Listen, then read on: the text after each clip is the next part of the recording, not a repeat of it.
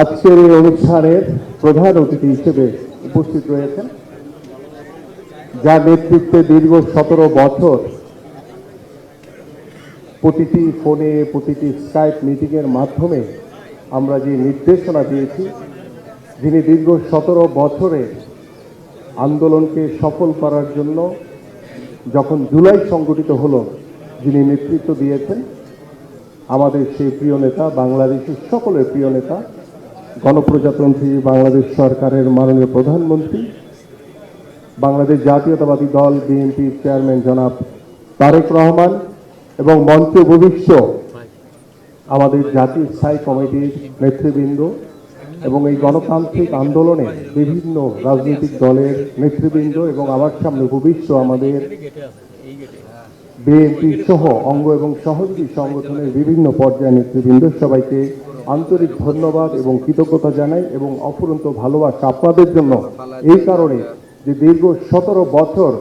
আপনারাই মাঠে ছিলেন, আপনারাই রাজপথে থেকে আমাদের মাননীয় প্রধানমন্ত্রীর যে নির্দেশনায় আমরা প্রতিটি মুহূর্ত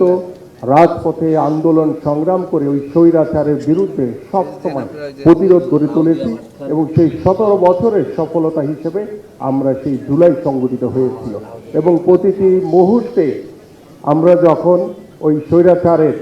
বিরুদ্ধে আন্দোলন করেছি, সংগ্রাম করেছি, আমাদেরকে জেলে নেওয়া হয়েছে, আমাদেরকে নির্যাতন করা হয়েছে, আমাদের রফিকুল আলম মজনু সেই জুলাইয়ের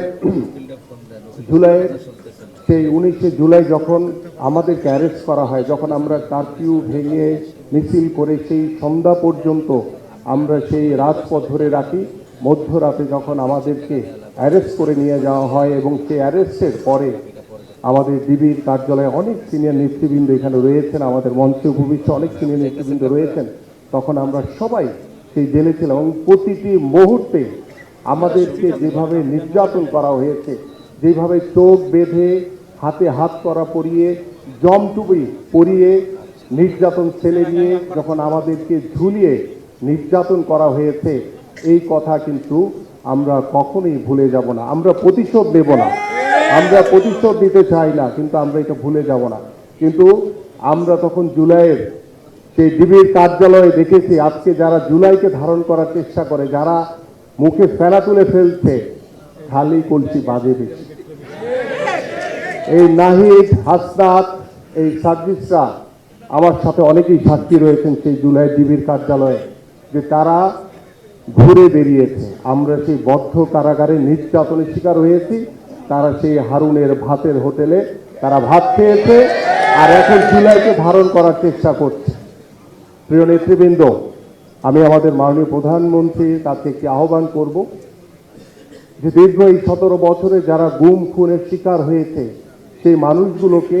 আমরা শুধু বক্তব্যের মাধ্যমে না, আমরা বাস্তবিক অর্থে কাজের মাধ্যমে তাদেরকে স্মরণ রাখতে চাই এবং জুলাই আন্দোলনে যে মানুষগুলো আত্মত্যাগ করেছে তাদেরকে শুধু বক্তব্যের মাধ্যমে না, আমরা কাজের মাধ্যমে আমরা সারাটা জীবন তাদেরকে স্মরণ রাখতে চাই। এবং এই জুলাইয়ের আন্দোলন থেকে শুরু করে আমাদের 17 বছরে যে আন্দোলনে প্রতিটি নেতাকর্মীরা আমরা দেখেছি, যখন আমরা মিছিল মিটিংয়ে আমাদের সামনে আমাদের ছাত্র দল, যুব দল, স্বেচ্ছাসেবক দল, কৃষক দলের বিভিন্ন এবং মহিলা দল সহ প্রত্যেকটি নেতাকর্মীরা আমাদেরকে